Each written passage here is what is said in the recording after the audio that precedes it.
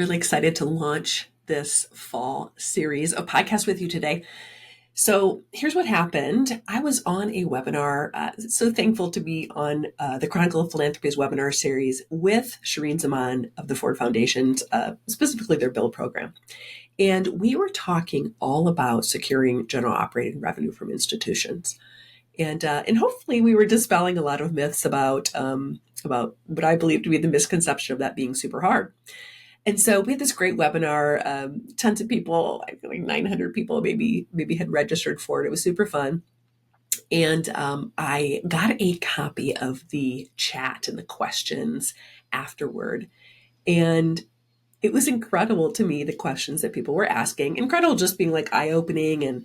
And frankly, I hear a lot of them from my clients. But the surprise of funders giving general operating revenue, or so many other misconceptions too that we, these invisible scripts that we're all working to really fight and end in the nonprofit sector.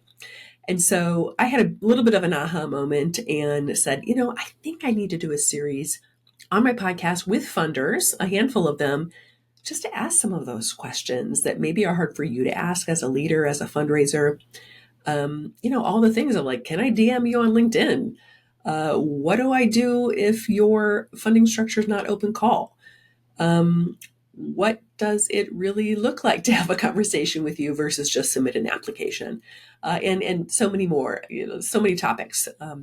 It's been really fun to record these. And so we're going to start this series today with Shireen. I brought her back to go a little bit deeper on some of the areas that we talked about.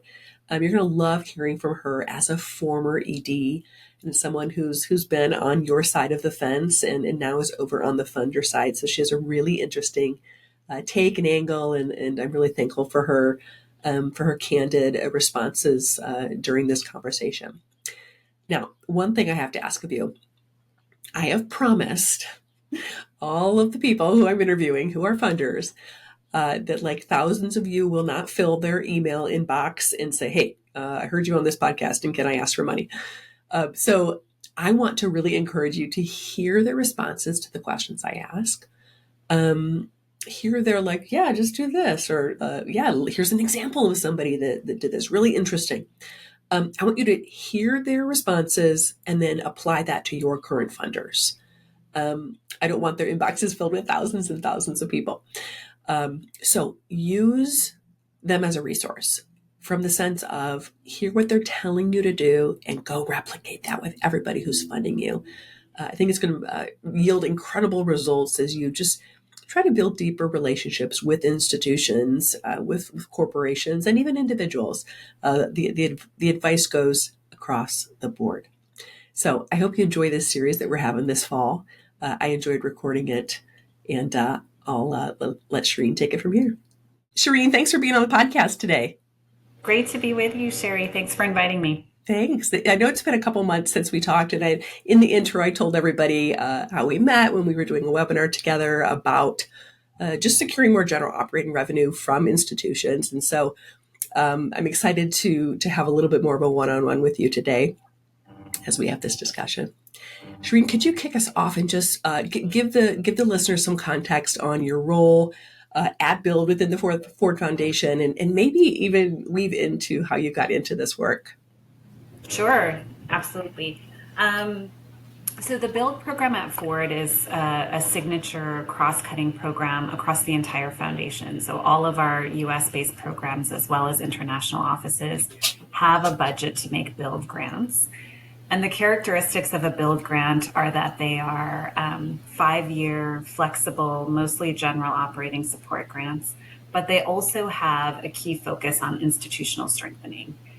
So we believe that our mission can be met best if the core organizations, those who are key to our strategies, are resilient and funded fully over the long term, but also are resilient organizations. So we focus a lot on institutional strengthening. I'm a program officer on that team, so I get to work with a number of our US-based and international and regional offices. And I got into this work because I was the executive director of a small organization, and then I ran a donor collaborative fund that Mm. had a lot of focus on leadership and capacity building and connecting fields. And I myself just felt so strongly about the need to build capacity Yeah. of key nonprofits and to understand the amazing gift that a general operating grant can give, and also the confidence that it gives to Yeah. leaders in our fields. Yeah. Yeah. This is why they paired us together, because you're speaking my language as general operating support when we initially met. I've been asking people in this series, is there something innovative about what you do? And what's kind of funny to me is a lot of people who come to me, or just all of these misconceptions, or sometimes I call them invisible scripts about the sector, think that general operating funding or capacity building funding is actually innovative and is the exception. Have you guys been doing that approach? Is that new since COVID? Is that just like, nope, we've always been doing that? How long has that been the approach? The build program started about 8 years ago. And I'll say that when before Build started, about 30% of Ford's grants were general operating Mm. support. And now that number is like, I think in the high 70s or That's 80%. incredible. So we ourselves were not necessarily always doing this. Heard a lot of feedback from grantees around the need for general operating and long term support. And really, our leadership, that was relatively new at the time, decided to sort of make a big bet on this Yeah. and to make this kind of investment. Um, we have actually recently done some analysis Mm. around how other funders in the field are responding. And I think it's still a bit rare to have sort of an institution-wide commitment to the kind of Yes. general operating and flexible support. I think there are many foundations, maybe within particular programs or within particular opportunities, have done this work, but it's unfortunately, I think, a bit rare. As you mentioned, during COVID and during a couple of the last few years, I think we saw it happen Yeah. more frequently, and I'm Yeah. hopeful that that kind of continues to stick. Yeah. I feel like I do tell my clients, like, I really have never seen more general operating revenue, especially from institutions. And one like proof point of that is my work with them is pretty continually or constantly funded through maybe a capacity building grant or something like that. Where even pre-COVID, I could probably count on one hand when that happened. And so I am seeing that as well, which I think is exciting, that people are realizing that, like, organizations can't do more or less. And we saw that, or COVID kind of brought that to the forefront for sure. Exactly. And I mean, even beyond, just general operating grants, I think you're absolutely right that more foundations are giving capacity building grants and understanding the need for institutional strengthening. There's been also a very important effort around understanding overhead costs and Mm. increasing sort of the indirect cost rates that funders. So even if you have a project grant, really recognizing like actually it takes like 20 or 30% to really cover the costs of what it takes to run a project. Again, my experience as like a small nonprofit director was that sometimes we would take project grants and actually kind of lose money on the project Yes. because it didn't cover all of our costs that went into running it. So I'm really excited about that too. Yeah. Not everybody may be set up yet to be able to give general operating support grants all the Yeah. time, but at least we can cover the true costs of what it takes to do a project. Yeah. You don't know you're doing it, but yeah, I'm hearing sound bites of this from this podcast of like 20 to 30%. What I hear is the opposite of, well, we couldn't put that in, or we shouldn't, or we won't get it because of that. So thank you for speaking that, and saying, like, even 10% is often light, and my clients are having cash flow problems and can't Yep. reach their full budget because they simply didn't put enough overhead in. So we're dispelling this already. Anything else you feel like you guys are doing different or innovative, or you're like, gosh, this is what makes my job, the best, the best that it can be. when it comes to just partnering with organizations and funding in interesting ways? So we have this concept in the Build program that we talk about, which is the grantee in the driver's seat.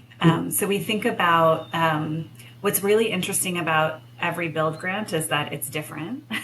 The Wow. goals, the kind of ways that they do institutional strengthening work, how they prioritize different sets of work.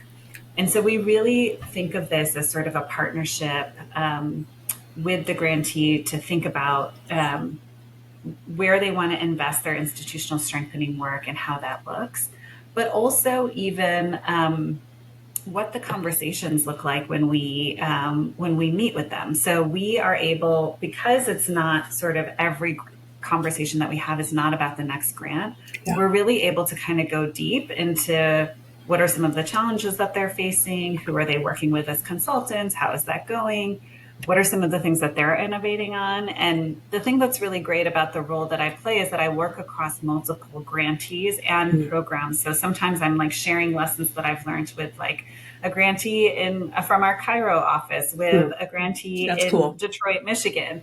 So it's a really cool opportunity. I mean, the surprising thing sometimes is how similar our challenges are as nonprofit leaders. Everyone's struggling with questions of leadership. Everyone's struggling with questions of sustainability, but it's also really cool to be able to share innovations and kind of experiments across Yeah, organizations I can imagine. too. What a front row seat to seeing. I mean, frankly, internationally, what's happening. Yeah. So, okay, Shireen, you led me into my next question, which is on our webinar we did together.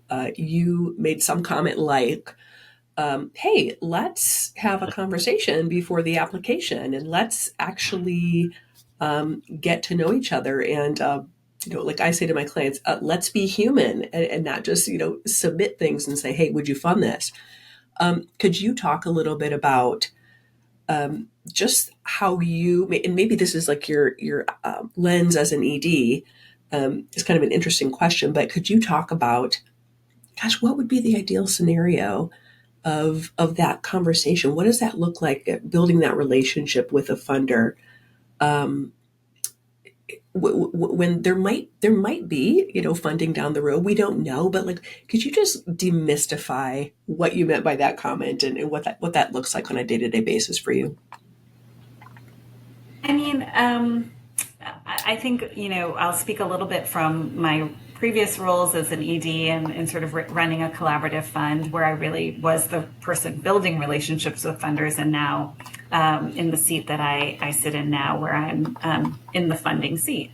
So I think what I learned from my time as an ED and a director is that really good funding relationships can sometimes take a really long time to come to fruition. And it's very frustrating. And, some of them just don't work out. You never hear a response back. You never Yeah. get the connection. But I learned to be really persistent and to just keep engaging and following up. And eventually some of those really did pay off. And not just, in that one position. I moved to another position, and then I was able to still leverage that relationship that I had built over time. So I think, those opportunities to just reach out, to attend events that maybe a funder is hosting, to make relationships, I think are important, because you just never know when they're going to Yeah. materialize. Yeah. I think in the role that I sit in now, I mean, what I've been really excited and compelled around is that when as I said earlier, when we've built that kind of deeper relationship with a grantee where we can really talk about, here's, maybe from a programmatic perspective, here is sort of the role that we see you playing in the portfolio, or the reason why we're funding this work, and maybe not other organizations. But also, how is the internal work going, and what is compelling about that? I think I might have shared this anecdote on our webinar, but as we were coming out of COVID, of course, we're still in COVID, but the offices were opening back up, and people were really wrestling with things like healthcare, mental health support, and just like the sort of how do we come back to the office in a Yeah. way that feels comfortable for people. And one of our organizations that was a build grantee really was able to quantify the cost of having better ventilation in their office space, spreading out more, which might mean getting more actual office space so that people feel comfortable coming back into the office. Right. Thinking about supplemental support if somebody's out sick for an extended period of time, whether it's COVID or frankly anything else. I think what we realized in that period is like this need to take care of our employees in a way that's a bit more holistic. Yeah. And they were able to come to us with a really, clear ask around what it would cost to actually operate in the way that aligned with their values, and they really wanted to come to. And we were able to move a grant to help support that, right? So Incredible. ideally, and it took me a long time to get to this point with definitely a number of the funders that supported my work over time, but ideally that really like honest exchange around this is actually what it's going to take to get us to where we want to be. Yes. And knowing that like not every funder is going to come on board with that, but hopefully you can find a few who can get you there. Yeah. You're so right. What I was going to say, it's presenting an honest need and then an honest budget supporting that need. And frankly, just sometimes I'll tell my clients, let's ask for what you need, not for what you think they're going to give, because like we just need to have an honest conversation. So I feel like that's a perfect example of that, of like more rent or staff coverage. I mean, it feels so heavy. We have another organization that we're working with right now who basically like they're in founder kind of startup mode. They have a couple of full-time employees, but they're not actually compensating them at market rates. So everybody's kind of agreed to like do this thing, even though they're not getting compensated to do it. And now we're thinking about a build grant. And I said, it would actually be really helpful for us to know, like, what would, if you actually were paying everybody at market rate, what would your actual budget be? Because we don't want to necessarily perpetuate the cycle by continuing to fund you at a level that's not actually going to get you to the place where you need to be in terms of compensation. So even things like that, I think, are just incredible. Sometimes we don't ask those questions, right? Because we assume that the budget that you've submitted to me is the budget of what it's actually going to take. And so it should be ideally a dialogue. The funder should be asking the question, and hopefully the nonprofit should be sharing kind of the full information as well. Yeah. So many things to unpack there. The staffing, salary, or living wage conversation comes up daily for me, of employees not being paid, at that living wage for decades, frankly, or perhaps the ED not taking that increase the board approved because they want their staff to take that. And people do not think I should present that as a true need so that our organization can be, operating at that great level. So I love that example. The other thing I'm thinking of as you're saying that is, oftentimes, I like that you're dispelling that for me today too. People will say, okay, so Sherry, you do relational funding, so individuals. I say, yeah, but also we need to have relationships with corporations and with foundations. Literally, people think transactional fundraising oftentimes is corporate and foundations, and relational fundraising is individuals. So everything you just said just blew that out of the water. And so you're supporting my advice to people of, no, these are human beings, but behind these institutions that we need to slow down and take the time to form the relationship with, so that it's a win-win for both sides of the coin. Yeah, I mean, one of the things I didn't appreciate as much until I came, kind of into the institutional philanthropy space is that most of us who are program officers are not the people whose money we are giving away, right? Right. So there's sort of institutional strategies, there's policies, there's all sorts of like internal negotiation that many of us do to make the case for certain types of work or certain grantees or certain, grant sizes. And so the more information that we have and the more kind of connection that we have to the work that we're trying to make the case for, I think can only help, right, in terms of Right. us being able to fund that kind of. Yeah. Yeah. Is there anything else in particular you wish maybe organizations would do different, or now that you can look at this from both sides of when they're approaching you, or just beyond the relationship building? Is there anything else you can think of that you're like, man, if you only did this?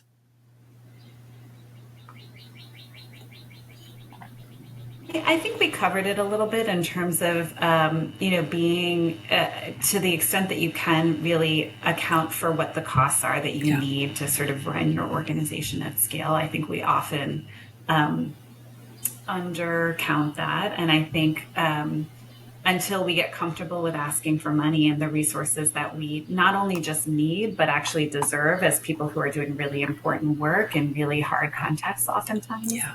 um, I think that's really important. Um, I think, again, I now understand better like what some of the limitations are for each individual program officer or person kind of making a decision. Sometimes the decisions are out of our hands, and Right. that's not satisfactory, often for us, and certainly not for the organizations that are reaching out to us to ask for support. But I think just having that kind of grace and understanding, like we're all one wonderful organizer friend of mine has talked about the idea that we're all on the same bus, we're in different seats, and we're trying to Yes. like get to the same place. And Good. sometimes we have more agency in how to do that, and sometimes a little bit less. Um, so I guess those are a couple of things that come to mind. Yeah. Yeah, that's good. One thing that my clients struggle with, and I actually would love your advice on this, would be they're always trying to figure out, should we just have the relationship with the program officer, or and then what if that person leaves? And but how, we don't want to go above their head, and but they're wanting a broader relationship with the organization, just in case somebody does leave and Yep. go to another. What is your advice to them? So I think that I think that's a good strategy. Like you always want to have multiple points of contact. I guess I would suggest making sure that whoever you're reaching out to knows who else you're reaching out to, because Mm, it can actually get kind of confusing internally if there's like somebody asking, multiple program officers either for meetings or for yeah, support or, um, some of our institutions are small and we might talk to each other a lot. Some are much bigger and we might not even know until the point where we're like getting ready to make a grant that there's been multiple other yeah, conversations. Um, I mean, my experience at my organization is that program officers would like to collaborate. It creates an opportunity potentially for more funding, but more importantly, it creates less work, both mm, for the grantee and for us internally to have, say, one grant that has funding contributed from multiple programs rather good. than having multiple grants. Um, so I think it's fine. I think you could ask the program officer that you're working with, like, hey, is there anybody else you think could be interested? Sometimes it might even be that I have a program assistant or a program associate that I Mm, know is really interested in this area of work, that I would just want to bring them into the conversation too. I mean, hopefully the junior folks in the organization will totally. eventually be playing other roles, and so those relationships can always be helpful. So it doesn't always have to be, I think, the more senior person in the I love that. organization building some support across program teams or even with other folks within the organization. Grants managers within our foundation play a huge and important role in moving work along. Um, so I think it's a smart strategy, and I think having communication Yeah, about what you'd like to do is important too. love that. Now, there was something you brought up on the webinar that I think when I got the post questions, like maybe 80% of them were about this topic, and that was, well, but hold on, if a foundation is not open call, how do we get in the door? What do we do? And I think maybe people were even trying to solicit you on the in the webinar comments. But um, what would be your advice to an ED where the foundation, might not be open call? What would that journey look like to try to knock on that door? I think there's a couple of things you could do. One is that if you are in relationship with an organization that's getting funding from that foundation, that could be one route, is to say to your, peer ED at another organization, hey, I saw you were getting funding from X Foundation. Would you make an intro? And make that super easy for that person to make the intro. Like send them the 3 lines that they need Seriously. to talk about your work and say, hey, could you just forward this to the program officer you work with and see if they would be interested in a meeting, right? So that I'll speak for myself, but I think this is true of many of my colleagues. I take really seriously the recommendations of grantee partners, because if this person and this organization is helping them do their work better, like, of course, I would like to learn about them, or there's doing something really innovative, or it means a lot, right, to have a current grantee recommend another organization to you. So one route. I think another thing that we talked about was, going on the website of the foundation, trying to see if they have any public events or webinars, making a point to try and, show up and introduce yourself to some people. I had suggested the idea of, reaching out on LinkedIn and sending, making a connection, but also sort of saying like, hey, here's the thing that I'd love to talk to you about, so that it's not just kind of a random connection, but you understand like what that person is in. And also being understanding like, hey, that's actually just not an area that we fund in. Like, it's great to learn about your work, like that, knowing that it might not work out, but that hopefully that's there. So those are, I think, a couple of things that I would It's suggest. good because you can still reach out, even if it's not open call. Have somebody find an intro. It's not saying don't reach out. Yeah, I mean, I think the other avenue, I talked about asking a peer grantee, like a peer organization, to make an intro. Also asking your current funders, hey, I've really been trying to get in front of this organization. Do you think they could be a fit? Do you know anybody there? Good. And again, like, I think we take seriously the recommendations of our peer funders as well. Very good. Now, you brought up LinkedIn. I'm on LinkedIn every day. LinkedIn is one of my big platforms. One thing, Shireen, is a few of my clients, EDs, kind of founder EDs, who are very consistent on LinkedIn, thought leadership, really on that leading edge. It is interesting to me I'm going to call it warmth that they have with their funders once they do get in the room. It's actually been incredible for me to watch. Even one of my clients who's been posting consistently for a couple of years, it's so much warmer when they get in the room, because they say, "Oh, you know what? I saw that one thing you're doing. Like, you're all over. You're killing it." I'd just be curious to know: are you watching, EDs and potential people that you guys might support? Is that your jam, or are you avoidant of LinkedIn, or just curious? For me personally, I'm not, on LinkedIn all that much, or social media generally.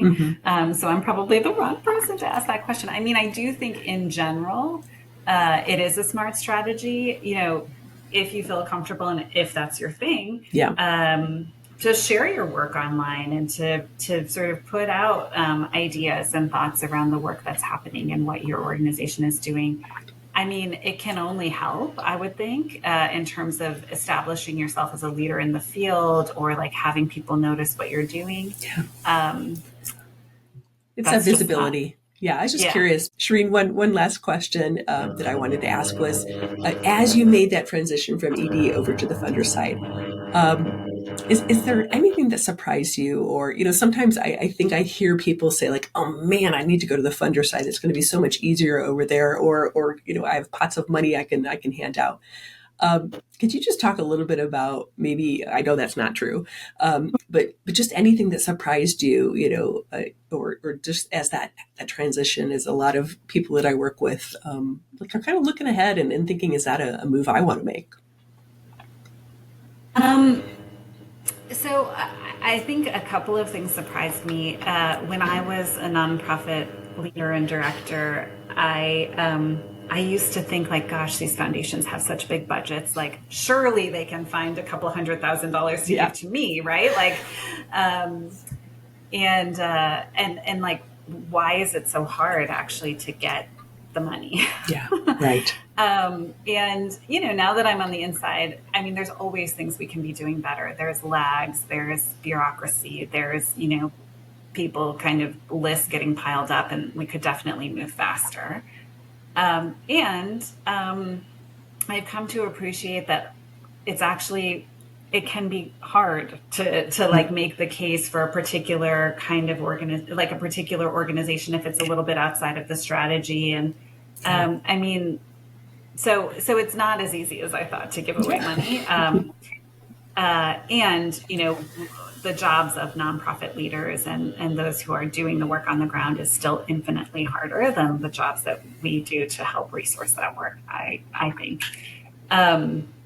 So it's not as easy as I thought it would be to give away money. And I think, the challenge, as you said, for somebody who's maybe considering making that move is that, you play a different role, and it's a little bit more distant from the impact of the work on the ground. So the satisfaction of being able to sort of run a program, see the transformation, and sort of know that you had a part in that.